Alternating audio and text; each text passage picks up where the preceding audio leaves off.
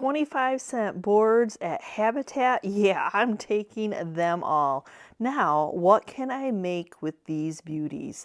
Already painted up. Oh my goodness. The funnest thing about this whole project is I did not have to paint the boards. So I have been waiting for the right inspiration to make some wall pockets, and these boards were right up that alley. And I have a load of these wooden spoons that I'm like, you know what, they're too pretty to paint. They just are just gorgeous. So I'm actually going to start off my first one and cut this board down. Now this is my personal preference. I don't want my wall pockets to be straight across. I want them to have a curve. So I am just tracing with this metal bowl the curve that I want to follow, and so I will be able to use the jigsaw to follow my pencil line.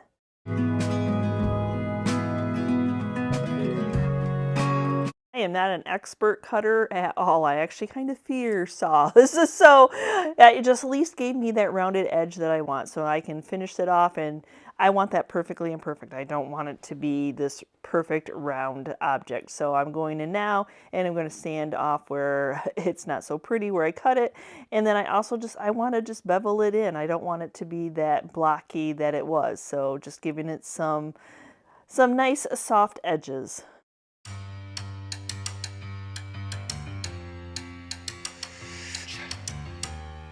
Now cutting those edges and sanding it exposed some fresh wood. So I don't want fresh wood, I want old wood. So I'm just taking my watered down antiquing wax, which is antiquing wax, and then I actually add the Waverly Black ink to it to give it more of that gray look, and that should blend that new area that I just cut in with what is already there.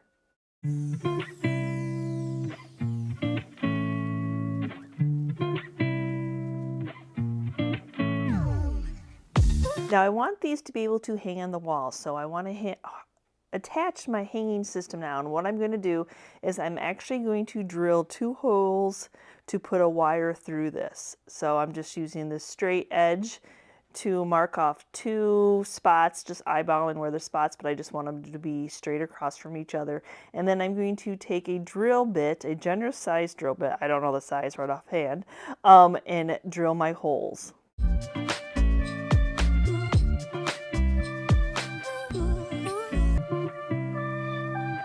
So with as big as the holes are, you see that exposed natural, really light wood. So I'm just using a Q-tip to take a little bit of the antiquing wax mixture to put in those holes.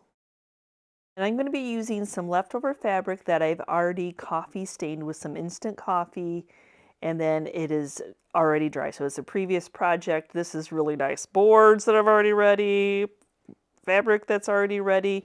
So now I just need to guesstimate on what size I need to cut so it's more of a workable size. So yes, no, it's like a drop cloth, but then it's been coffee stained, so it changes the color and gives it more of that antique-y look.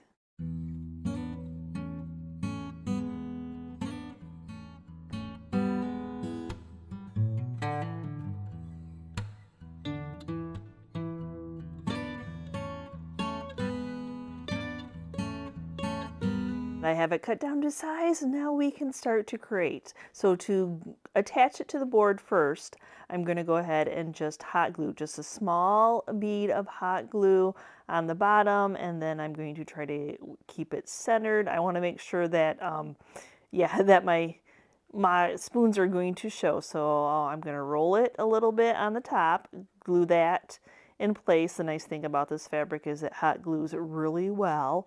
And so then I'm going to work up the hot glue on both sides.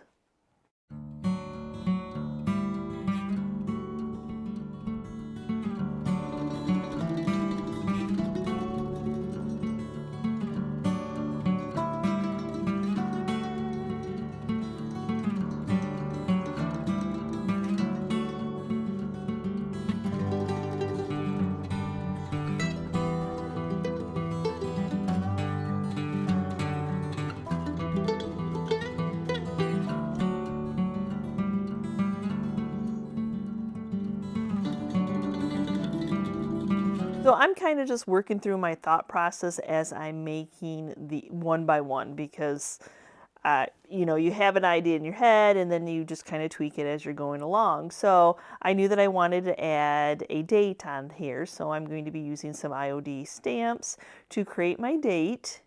And I love this stamp set, and if you don't have many stamp sets, this is one to get because there's so many multiple different fonts and different size and smaller letters that I find that I've been going to use this one a lot because of the size. And you see, I'm just using a piece of packing tape to grab my numbers off of, and then I fold over my little side so I have handles, and that way I can grab it and have it. It's just a little bit easier for me to control. And I have the same IOD Black ink. I love this ink. It's permanent. I don't have to seal it in, especially on fabric. And so I'm just going to go ahead and place it on my fabric.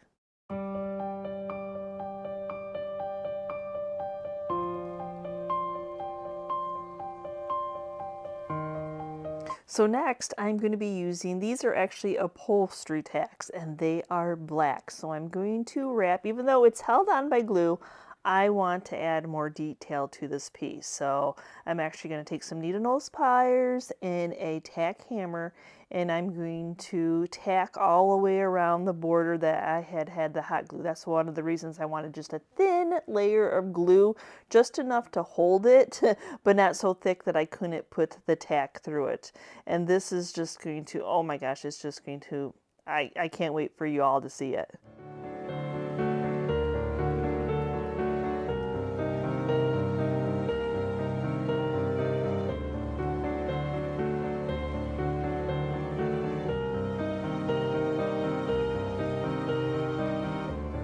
My goodness, I absolutely love that detail. So my next detail, yeah, I hadn't even got to stuffing it yet, is I'm going to add a couple little thin stripes of grain sack striping onto this. We got this kind of dead space now, and it's really going to give it that aged antique-y look. So I just use regular size masking tape. I usually pick it up at the Dollar Tree store when I'm there, get a few rolls. I like this masking tape. It doesn't leave sticky residue behind, and I can see through it. So when I'm making lines, like I want to do thin little lines, I can see through it. So all I'm doing is guesstimating on what size I want them to be, and I'm going to match up the same ink by using the IOD stamping ink. And just a makeup sponge from the Dollar Tree store, and then I'm just going to apply it on that area that is in between the tape.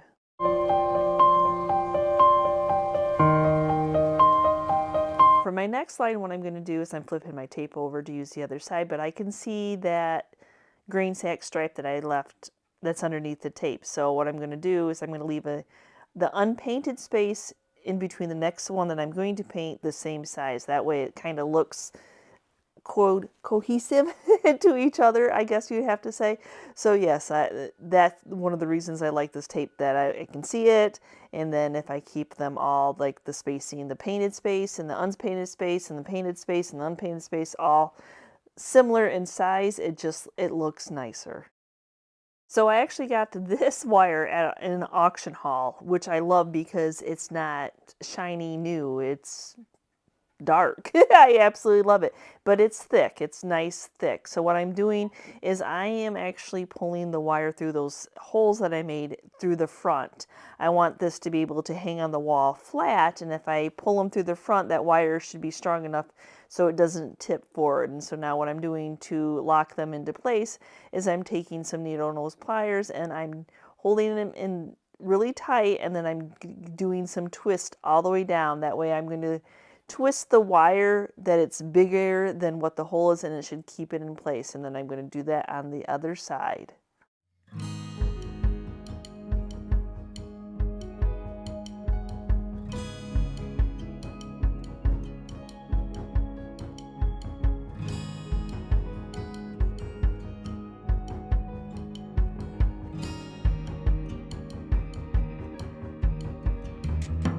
Now it's time to get a stuff in. Yeah, so I did actually hang it on the wall so I could see how everything was going to sit. Sometimes when it's flat, it acts differently than when you actually hang it on the wall. So yes, it's a nice tight fit on this first one, and then I will adjust to every item that I'm making, yeah, how tight I'm going to have it in. But oh my gosh, white and the grain sack stripings and that beautiful wood and some pip berries. Well, these aren't really, these are just berries, but they're berries from the Hobby Lobby, that little section that's never on sale, but they are just absolutely gorgeous and they match that fabric wonderfully. So I'm just going to play with them a little bit.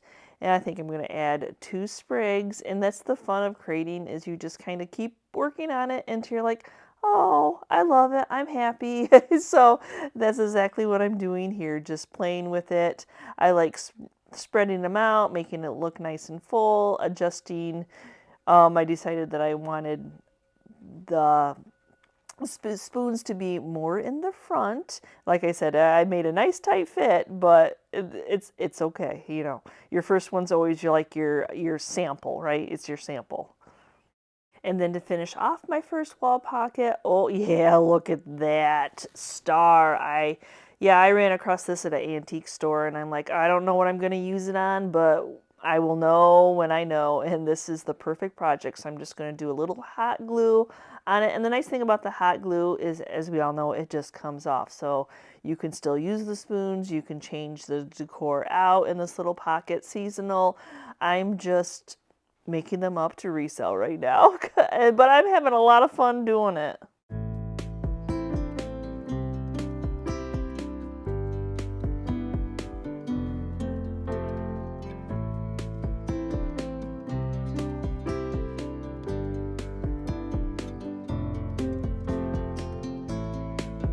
To be able to personalize each wall pocket for what I want to put in it. And there's a lady across from one of my booths at my antique mall that, oh, she makes all these. They are so cute, and she sells out. She makes all season little decor pieces like this, and they are all super cute. So I'm just trying to figure out how far I want to cut the board, and then I'm deciding this time, instead of having to roll my fabric, I'm going to leave that edge on there. I'm like, well, why didn't I use that in the first place? But like I said, the first one's always the sample. So yes, so I'm going to do that same thing. I'm going to cut the board down. I like that rounded edge. I really do. So I'm just deciding how much of the board I need to cut off.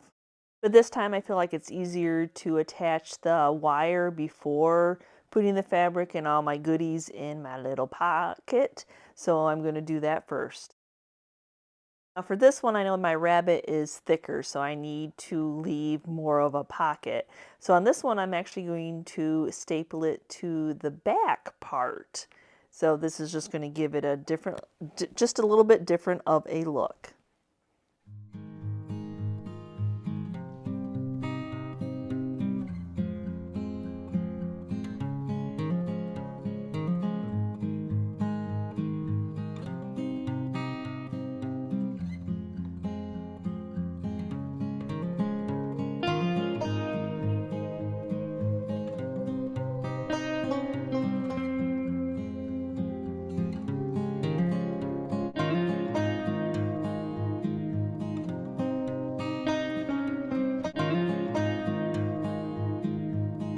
Now that's what seemed to work, is leaving them in there, knowing that I was going to have enough room after I put my little decor. So, oh, I love this one just as much as I love the first one. And now I'm doing some grain sack stripes. Yeah, you know me.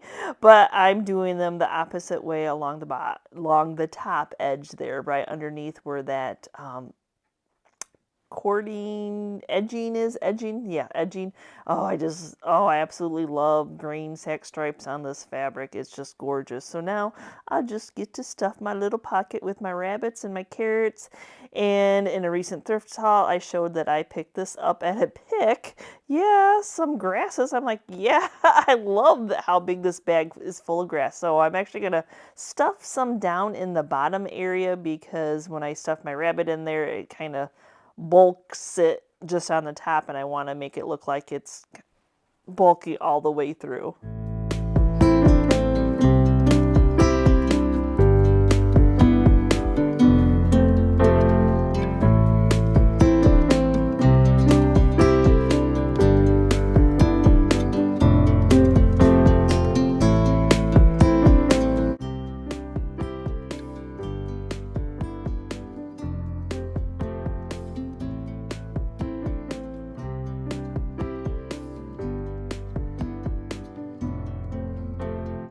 I dry fit the berries in place, now I can go back in and put a little bit of hot glue to make sure that they stay.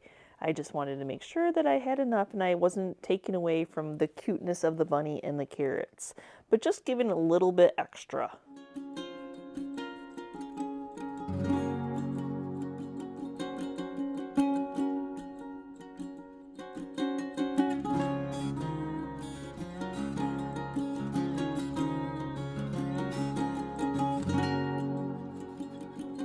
I'm loving on this wood because even when I do my rounding cuts and I go to sand that top, some of the paint is really chipping off, really giving it that old-timey chippy look.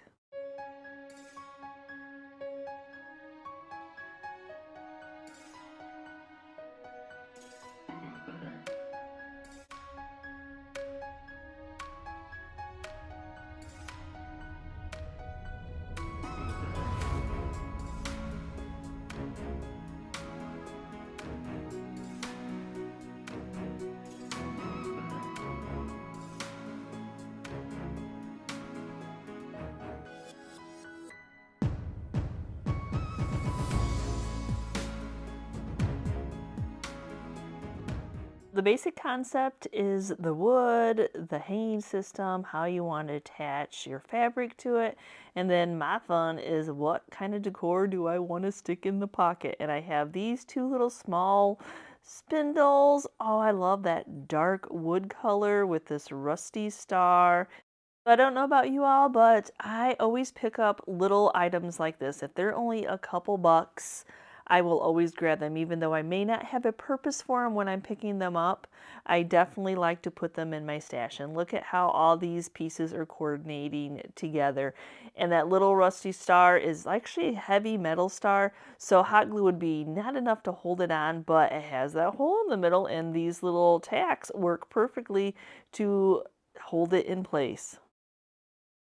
Another thing I always like to have a stash up is, yep, pip berries and berries. So whether I'm antiquing, whether I'm placing an order with Piglet's Closet to order some, or I'm at Hobby Lobby, if they have those white creamish berries in hand, I pick them up because the berries are not easy to find all the time. So I like to always have some in my stash. For this one, I'm not going to cut them individually. I'm actually just, the stem itself is too long. So I'm just going to cut off a good portion of that and then stick it in with the spindles and then spread the berries out. That'll kind of all keep them together, and I don't think I'll need any hot glue because I think it'll be tight enough in there.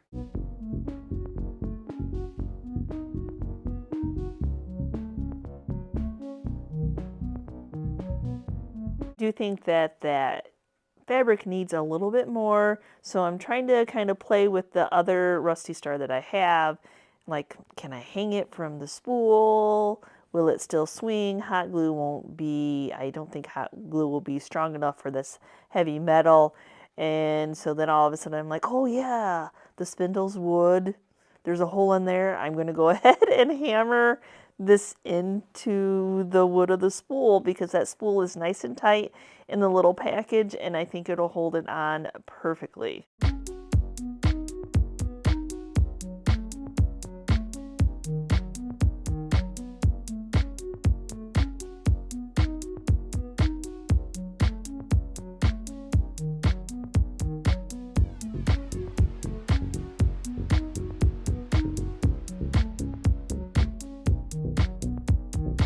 Now for my next one, yes, that lady, she also makes crows. So yes, I'm like, I told you this was primitive meets farmhouse. So now this is going to be a taller one because the crow is tall, but I did need to cut the dowel rod down, and so I'm just deciding what will look right with the fabric.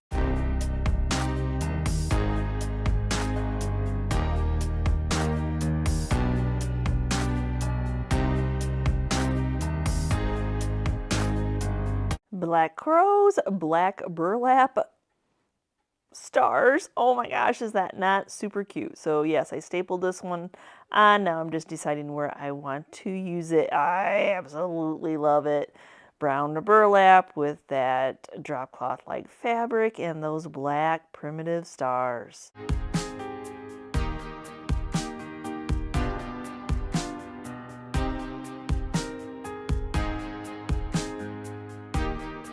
I think I'm having so much fun with this project because my main purpose was the crow, and then coming up with the ribbon, and then I'm like, oh well, I have this in my stash, you know, like the ribbon, and then I'm like, oh, I think a star on the white background would be great, but I don't have a black star, which I think would coordinate perfectly, but I do have a stash. I do have a stash, and yes, it may be yellow, but we can paint it, right? We can paint it to match. It's actually that same little primitive vibe star. I'm like, oh yeah, this is one of my hoard stash drawers, you know, just making sure there isn't anything else in there that I could use on this.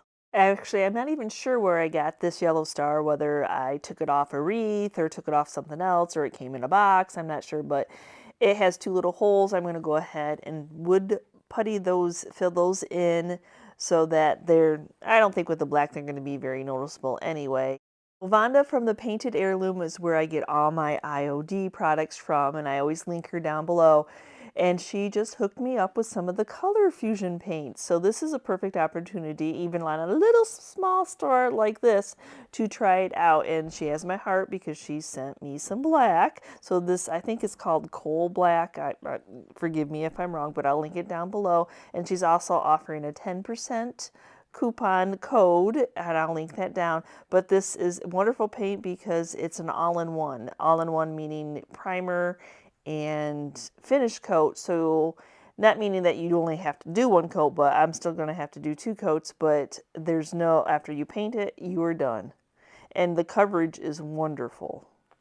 So after my two coats of paint and a little bit of a heat gun to dry it, it's just a lightweight wooden star, so hot glue will hold this perfectly into place. I really should have taken my crow out before, but I thought, you know, I think I can just finger these numbers on here without having to do the tape one by one. Well, you know, sometimes your thought process isn't as wise as what you should actually be doing. So I did really well, and then one of my numbers did not completely show up, so I thought, oh, I can just quickly go back there and I'll be able to match it up. No, I wasn't able to match it up. I actually made it kind of look like a blob. My idea to fix my blob is instant coffee. I'm going to do some distressing with some instant coffee. So I'm going to go ahead and spray a little bit of water on the fabric. I just recently did this on some drop cloth I put behind a window, and I absolutely loved it. So I think this will just blend my little blob number in. You know, it's that perfectly imperfect. I know I could take all the fabric off and redo it again, but I don't want to. I put all that work into it. So I think I'll make it work.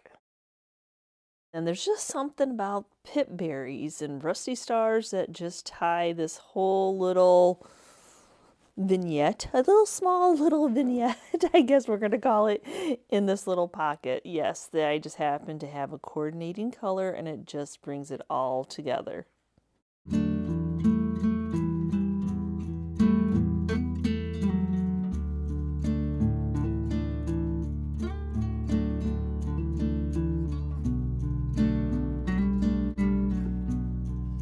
So we're winding down at the end of the video, and I just have two more to finish up. And I absolutely actually love how the aging of this fabric worked with the coffee. So I'm going to go ahead and do another one.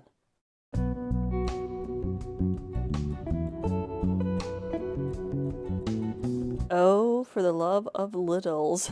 This is like perfect to stick in a wall pocket. Oh my gosh, especially that little horse cookie cutter. It's got that rusty on it that just matches that distressing perfectly that I just put on with that instant coffee. Then after struggling with this jute just a little bit to get it untied, and now I'm going to put it back through the cookie cutter handle, and I'm actually going to reuse this piece. I don't see why not. I just keep going back over to my stash looking to see what I think would coordinate with all this. So I have this shorter little spoon. I have the world's littlest clothespin that actually I sold the rest of them, and somehow this one got left behind. So it's time to find a place for this, and then I'm going to go ahead and add some more pip berries because I just love how it brings it all together. And I think I'm going to add a little bit of this homespun fabric that is in black and a tan check, and add it here for just a little dangly hanging down, a little pop of color.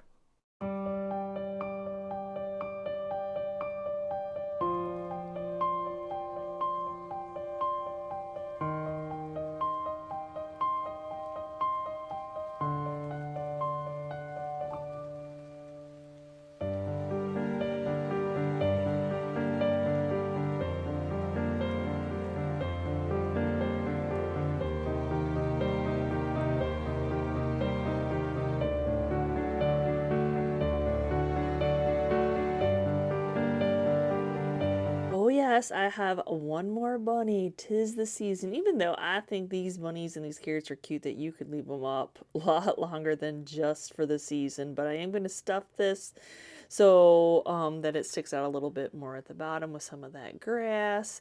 Help the little bunny in there like I'm tucking him into bed. Give him some little carrots so he has something to snack on. And then I just felt like it needed a little bit more something, so I'm adding this rusted star along with an aged old clothespin. That'll give it something to hang on because it has a little hanging system, but I'm still going to need to put a little bit of hot glue to keep it attached.